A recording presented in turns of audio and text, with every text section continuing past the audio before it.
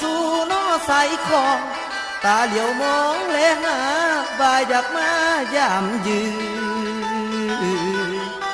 สาวน้องคือเอ้ยน้องให้เหลียวมองอายแน่อายมาแต่แก่นเท้าใจมันห่าวอยู่สุวรรณ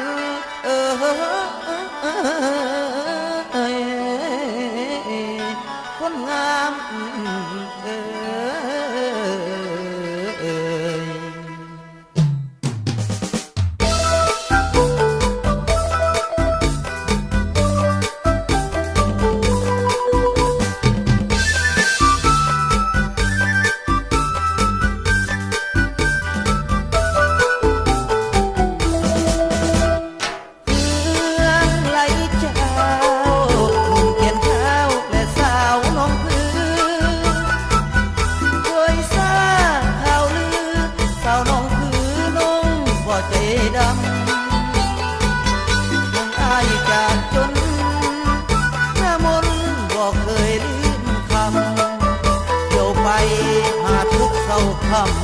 ต้องบ่ลืมคำอ้ายเลยคนดี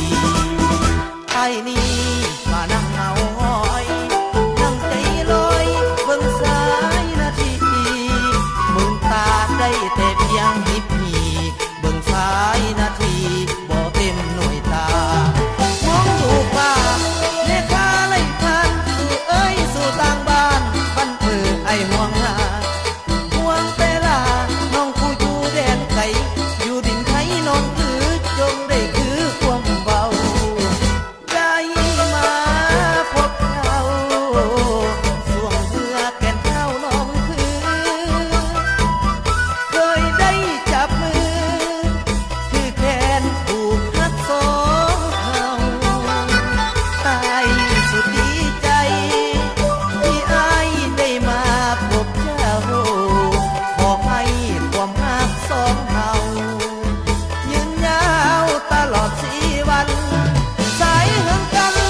สายแดนเป็นเขต2 ประเทศไอ้น้องต้องร้องสร้างห่วมกันเหืองกีดกันกระตังสร้างน้องสาวแต่ว่าใจของเขาก็กีดกันก็พอแล้วเมืองนี้แนวสักอยู่ให้ไปเป็นเคยแก่นเท้าเมืองเลยเคยไปทำบุญร่วมกันสองเฮาเคยว่าสัญญาผูกหักสัมพันธ์เทวาเบื้องบนสวรรค์บันดาลบ่ลืมบุญคุณเที่ยวบุญเมืองเลยเป็นเคยดังสายเป็นงานดอกไฟปีใหม่จะขอเธอทูลให้รักสองเฮาสมปองอย่าได้เครื่องบุญฮักเฮาอย่าได้เครื่องสูญจะขอเธอทูลเทศกาลลาวไทยเมื่อเป็นไผสู่ดินลาวน้ำไอรอขอแต่นางหากแท้บ่แพ้เปลี่ยนใจ